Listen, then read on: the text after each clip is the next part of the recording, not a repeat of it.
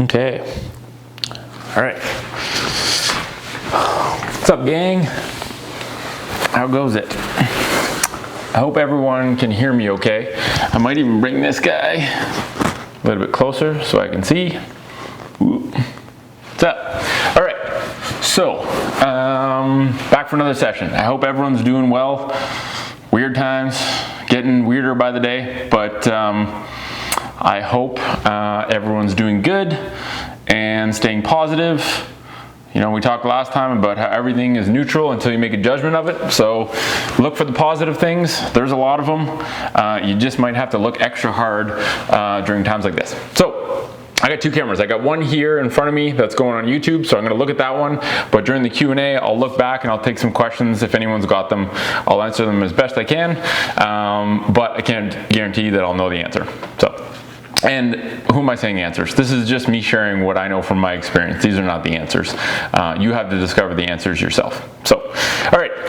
So thanks for tuning in. I got good feedback from the last session, so I'm going to keep doing these so long as people seem to be benefiting from them.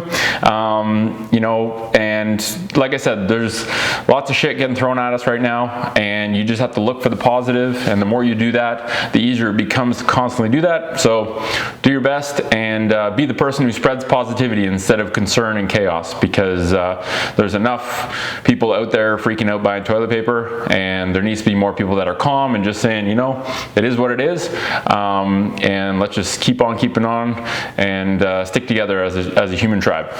So today's agenda, we're going to talk about four main things. So number one is we're going to redefine what it means to be healthy and just kind of expand on that concept, because I think we tend to have this black and white thinking where you're either healthy or you're not, and I think it deserves a little bit of a discussion. We're going to talk about movement snacks, what movement snacks are, and ideas on how to get snacking, because, you know, food snacks aren't something we're supposed to be doing all throughout the day, but movement snacks we should be doing regularly throughout the day. So we'll unpack that a little bit.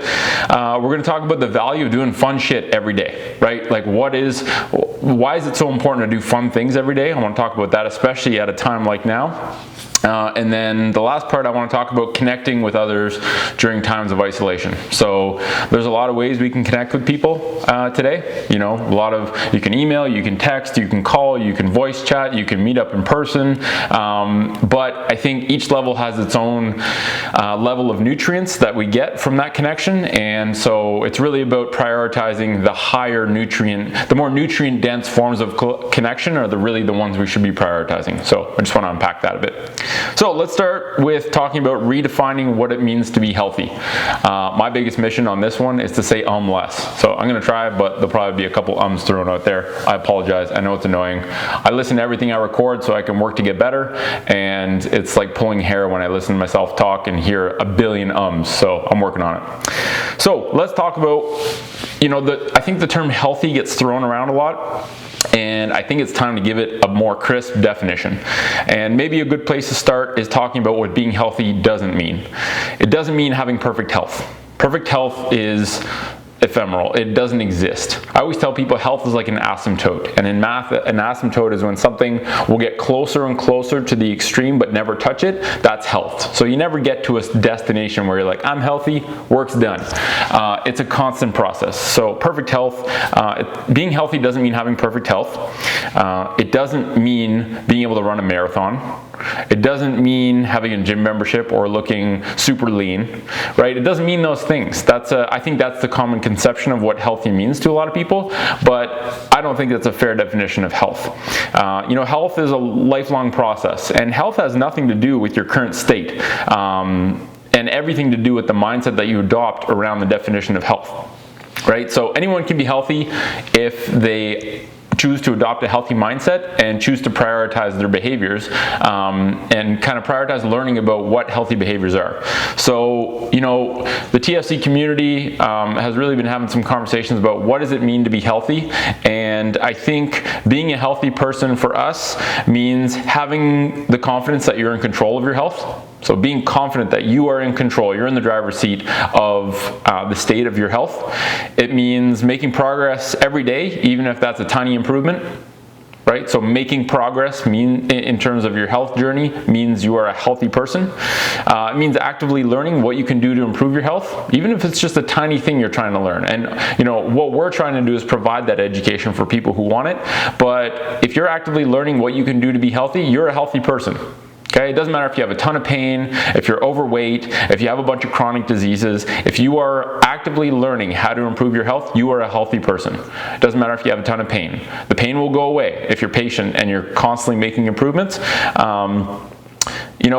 Being healthy means planning to implement changes and then actually acting on implementing those things. And guess what? Sometimes you plan to do something and it doesn't work out very well, right? Maybe you overshoot, the goal was too ambitious or it was too hard, but you just have to be nice to yourself, right? When it comes to health, making a goal and not meeting that goal doesn't mean failing. The result of a goal that you tried to work towards simply gives a result. Right? It's just a result. It's not a success or a failure. It's a result, and you learn from all your results. So there's really no such thing as failing on a goal. It's just a result, and from that result, you can recalibrate, make a different goal, and hopefully it aligns better with what you're able to do.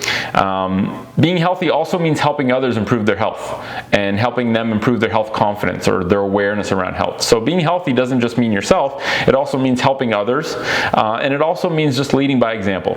Right? Sometimes you don't have to say any words to help someone on their health journey. You can just act like a healthy person. And people learn a lot more from what you do than what you say. And I think that's a powerful thing to be mindful of. So according to that definition, anyone can be healthy starting right now.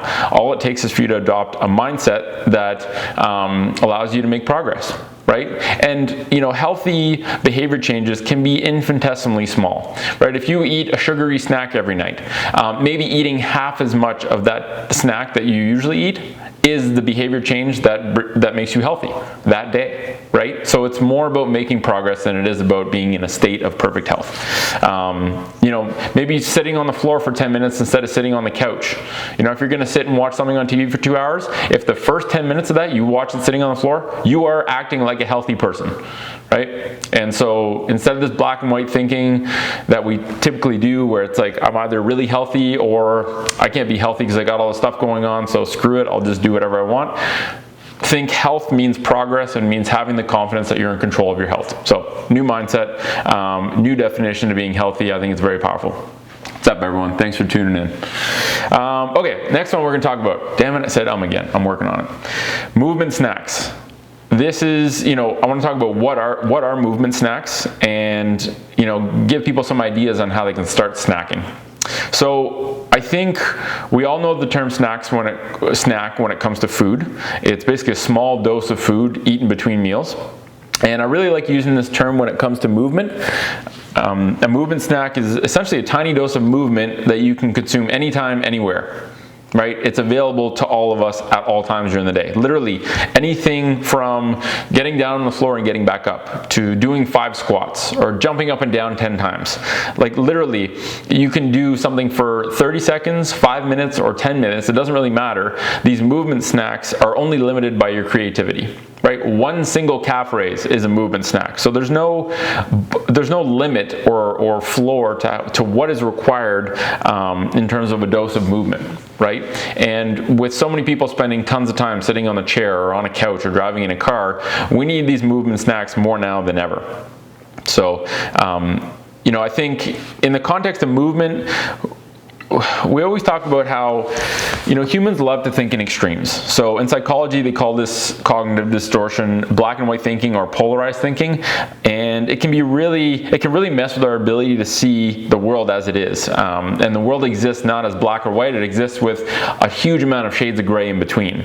And when it comes to movement, the snacks are those shades of gray, right? They're the opportunity for microdoses of movement that add up really quite quickly to give exponential change.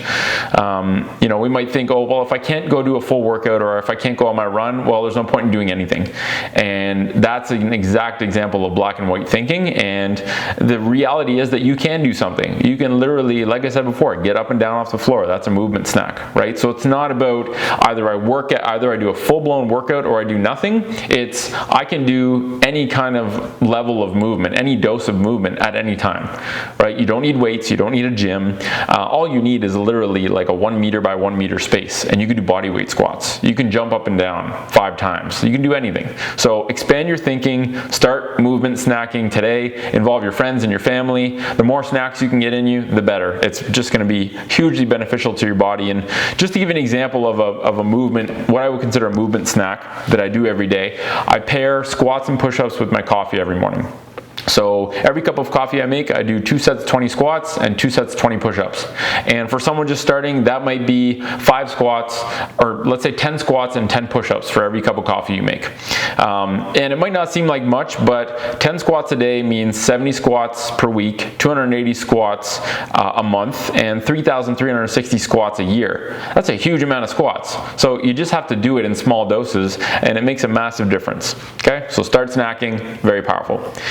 Next one that we want to talk about is the value of doing fun things every day. Okay, so I think fun and joy is a really powerful antidote to fear and stress. They're incompatible. If you're laughing and if you're happy, it is literally incompatible with stress and fear. You cannot be scared while also be laughing. Okay, so I really think that at times like this, we all have to prioritize doing fun things. And fun things is going to mean different things for different people, right? Do something that makes you happy, that brings you joy. It can be anything. You know, for me, it might be calling up a friend and just making stupid jokes about the world and how crazy the world is. It might be dancing around for 5 minutes, or putting a good song on and going on the beam. Anything, really. It could be literally, for some people, it might be sitting down on the floor instead of on the couch or a chair and playing video games. If that brings you joy, do it every day. Don't do it for 10 hours straight, but whatever brings you joy, do it. And so I think if you make a pact with yourself to do one fun, really fun thing every single day, and better yet, make a pact with your friends and your family to do one fun thing together every single day, very powerful antidote to fear and stress, which is kind of, it's in the air a lot right now. Everyone knows that. So prioritize it, makes a big difference. Last point I want to talk about, and then we'll just do some questions. Doing a sport you enjoy, yeah, prime example. All of these things, it can be literally anything, right? If flicking yourself in the ear brings you joy, do it. Don't do it to the point where you're that might have been a terrible example. That's a dumb example. But the point is, do something that puts a smile on your face or makes you laugh. Watch a comedy skit, whatever it is. Literally go out of your way or write down, put a post-it note somewhere so that when you look at it, it says, do shit that's fun. It makes a big difference. I found out firsthand, right? It's easy to brush aside things that you consider optional, or in the case of doing things that are fun, some people consider them just silly or a waste of time. But if it instantly changes your mood and resets your mind and gets you out of this fear state of constantly being high-strung or anxious, it is valuable. So just prioritize it. It shouldn't be hard to prioritize fun things, but in today's society, it is.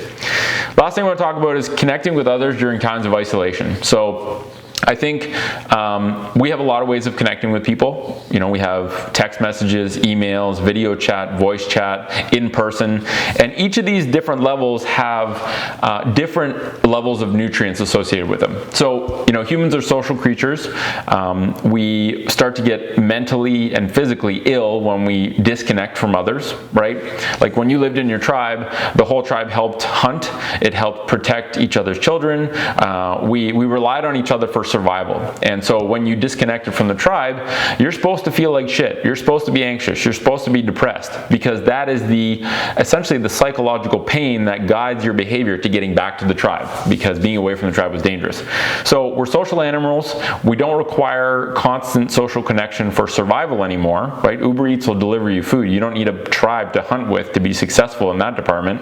But we do require social connection to others in order to be mentally healthy. It's still required for health. So, you know, the gold standard is in person. When you're interacting in person, you have touch, you have intonation, you have body language, you have, you know, eye contact. These are all nutrients that we require.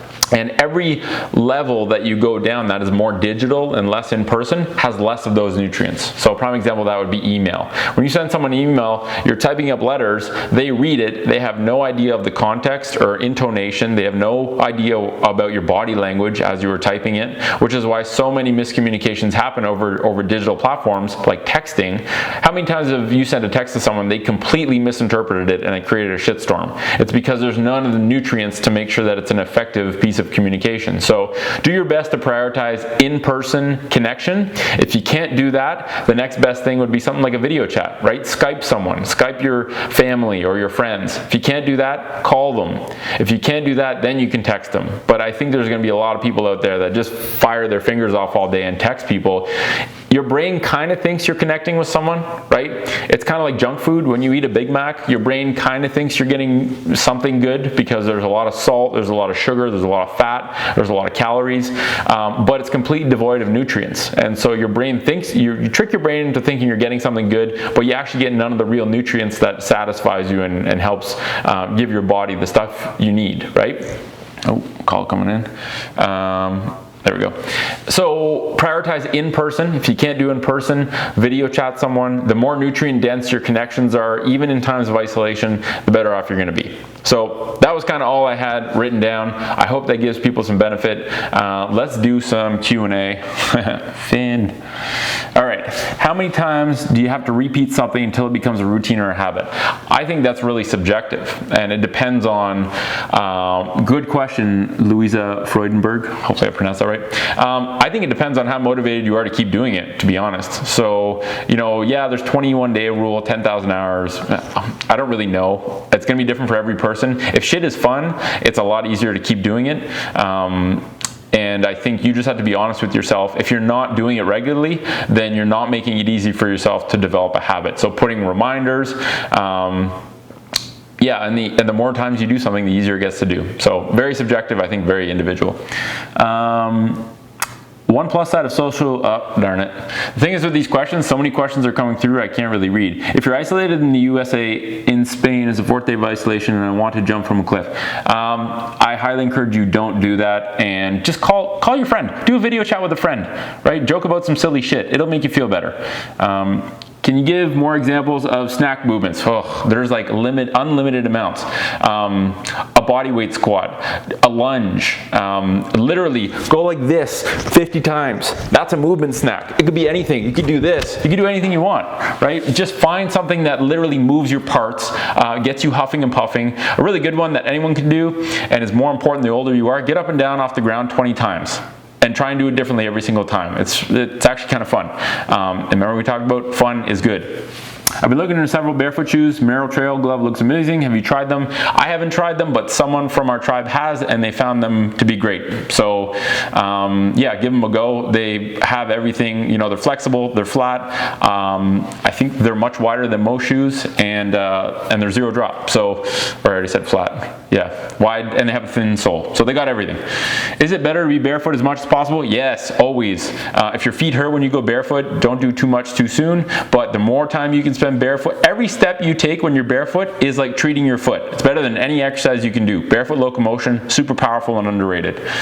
Can you explain how simple exercise can change a person's chemistry over time? Yeah, I can do my best, but it might not be the right medium for it. So movement is like a nutrient.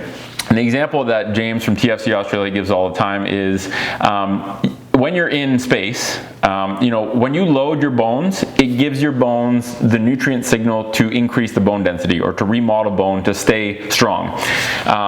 People talk about how you need calcium or you need vitamin D for strong bones. Well, if you're in space and there's no gravity, I don't care how much calcium or vitamin D you take. If you're not exposing your body to load, then your bones are going to decrease in their bone density. It doesn't matter what you're eating. So movement and load is a nutrient that changes your physiology. Every movement you do creates input that your brain uses to remodel your body, just to strengthen and increase the size of muscles, to remodel bone.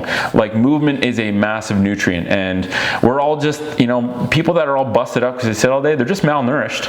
Right? You don't need to give them a bunch of drugs. You just have to give them some nutrients. Right? If someone's starving, you should just give them food. If someone is malnourished in terms of their movement, just get moving. It doesn't actually matter what movement you do. Just move. Just don't be sedentary. Don't be in one position. Toe shoes are good. Yeah, Vibram, really good. You might not like the look, but I always found that silly. It's like people freak out when you wear Vibrams, but you know, if you wore a square shaped helmet, people would be like, what the hell are you doing, man? Helmets are round because heads are round. Vibrams look like feet because they're covering our feet, right? When you wear these pointy things, that's the weird thing, not wearing Vibrams. So Vibrams are awesome. If you're into it, that's the gold standard. If you want the most natural shoe that allows for unlimited foot function, Vibrams are the way to go. I don't care what you say about the look. What walking outdoor shoes do you recommend for fallen arches? Well, fallen arches aren't something you're stuck with, and I think if you get away from supportive shoes, you will actually start to rely more on the natural support mechanisms of your foot. So the antidote to what people think of as flat feet is actually to load your feet, right? Is get rid of the support, and it also has a lot to do with your hip. So there's a lot, that's a deep conversation to have, but get a pair of natural shoes, slowly integrate them into your usual activity routine, and good things will happen. Stress fractures, that's gonna be a tough one to answer, maybe not relevant. What about sports that require restrictive footwear, skates, ski boots? Good question. There's no such thing as a barefoot hockey skate or ski boot. What you do when you're outside of your sport specific footwear that's maybe not very kind to feet is what determines the health of your foot. So if you spend a couple hours in hockey skates, make sure you spend a couple hours barefoot, maybe throw on some toe spreaders, do some foot mobility work. It really does a lot to counteract it. The body's very adaptive. It adapts very quickly, so if you spend some time in footwear that's suboptimal, that's okay, as long as your other footwear that you have a choice about how stiff it is good for your foot. Suggestions for natural shoes. So the whole reason we created tfc-shop.com was to create a shop that only features natural footwear. So I'd recommend going there. Whether you buy from there or not doesn't actually matter. Just those are that's the best way for me to suggest footwear, is just check out that site. It's loaded with natural footwear from a bunch of different brands. So check that out. What do you think is the relationship between feet and hips? They're like this. You cannot fix one without addressing the other.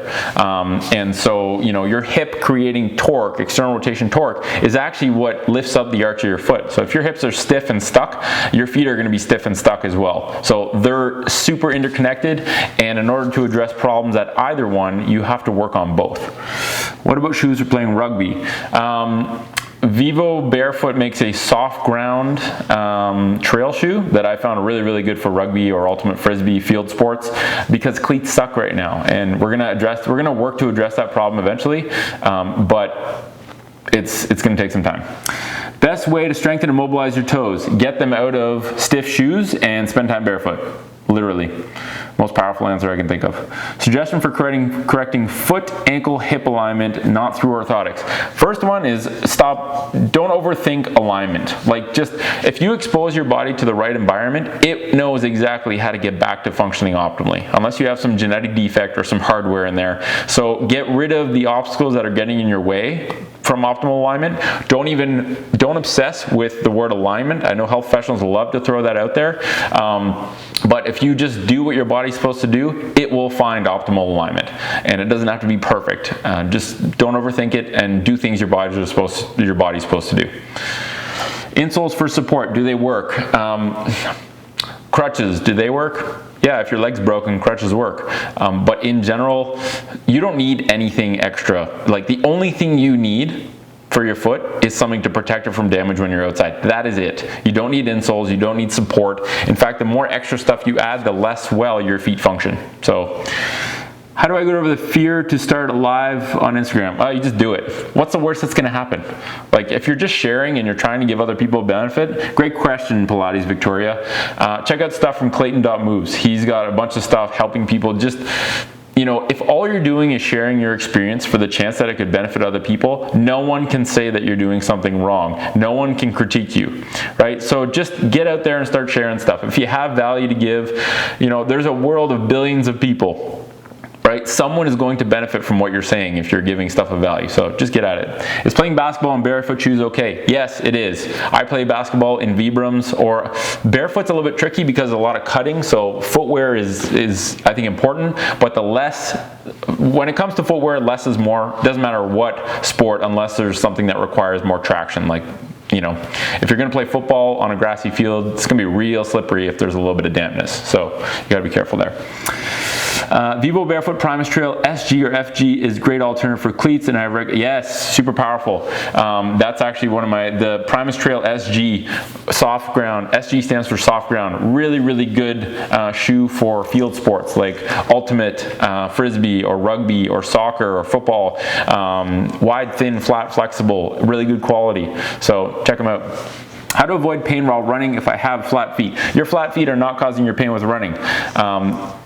Moving poorly when running or doing too much too soon are the causes of pain, right? So stop, don't even think, remove the word flat foot from your vocabulary, and just focus more on what you need to do to expose your foot to the right environment so it functions like a foot. Sorry, this is like rapid fire, but I'm doing my best. Luke JD Fitness, yeah, Vibrams for tennis. Nothing wrong with that. Super helpful info. Thank you. Good. Glad you're enjoying it. Mini Ninja Beast. Love the name. Why a passive device like toe spreaders will work? I'm thinking opposed to orthotics.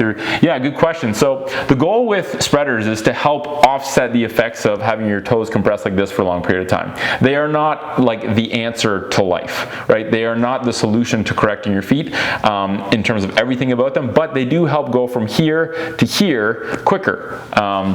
And if you use spreaders, which are a passive device, when you're just sitting on the couch, they're not going to do very much. So we recommend using them when you're moving, and by opening up the fascia and the skin between the toes, it gives you the opportunity to work on the active side of things. So working on individual toe activation, spending time barefoot. So toe spreaders are part of the solution to offset narrow compressive footwear, but they are not the be-all and end-all answer. So good question. Have you come across saddle bone deformity in feet? I haven't. What book are you currently reading? I'm reading a shitload of them. I have a weird way of reading books. I read little bits of a bunch of them. I'm reading, I don't know how to pronounce his name, Thich Nhat Hanh. His books are like super powerful, and I'm reading Essentialism right now by Greg McKeown. I read that one, parts of that this morning. Really good book. I got 2 minutes left and then this video is going to expire. So what great exercise for posterior tibial tendon dysfunction? So there's almost never a specific exercise that's good for a general pathology, right? So if your hips aren't working like they're supposed to, you're going to end up putting, your tib post is going to be working overtime all the time. So there's no great exercise. Update on canceled TFC events. I sent an email to everyone that was registered. All the events are going to be postponed, not canceled, and the June and July events, we're going to wait until May 1st to announce that. Just, I don't know how things are going to go, but we'll keep everyone updated. We're always barefoot anyway. It's our culture. How is it my 11-year-old has foot pain, especially after soccer? Ooh, we just talked about cleats. Cleats are nasty for feet, so trying to find a better alternative that's more flexible and wider can help a lot. Does toe strengthening help with your explosiveness? I don't know if it helps directly, but having a body that works well is going to help with any athletic kind of movement. So I would guess yes, but having strong toes is not going to make you blast up to the rim overnight. So it's part of it, but yeah, having healthy feet and being a good mover is the biggest thing that helps your explosiveness, right? Having a brain that knows how to tell all of your joints and muscles to fire synergistically to give you the most force production is the biggest thing you can do to be more explosive. Could you do a series on foot placement while running? No, because I don't think you should be thinking about foot placement while running. I think if you eliminate cushioning from running shoes, and I just did a solo cast, or it just went live today talking about cushioning in running shoes, you shouldn't have to think about your foot placement. The things you should think of is being in good alignment and having just kind of a high step frequency so that you're kind of leaning forward and catching your fall. So I don't think that would be helpful. Advice on bunions: get rid of compressive footwear and use some toe spreaders when you're moving around the house. If you get rid of the shoes that are causing the bunions go away, which is hard to do because there's not a lot of good footwear out there, but and yes, it is possible to completely reverse bunions if they're insanely deformed, like, We see this all the time with people in their later years, 70s, 80s, that have been in compressive narrow shoes their entire lives. It can be really hard to get rid of those. So some are surgical, but for the most part, you know, get rid of the shoe causing the bunion automatically starts to kind of go away because you've gotten rid of the cause, and then you just got to work on realigning that big toe joint with stuff like toe spreaders, with just moving it around with your hands. Like, you got to open up that joint, and you also have to loosen up the big toe flexor tendon, because if that's pulling you off angle, you got to deal with that as well. How should I think about how I put my feet on the ground with each step? Just think walk softly or step softly. If you just think that, like if you were walking around and there was 1,000 bears around you, trying to be as quiet as possible, try and walk as softly and as quietly as possible. That's a really powerful one. Hi from Spain. I hope you guys are doing okay in Spain. I know the world is crazy.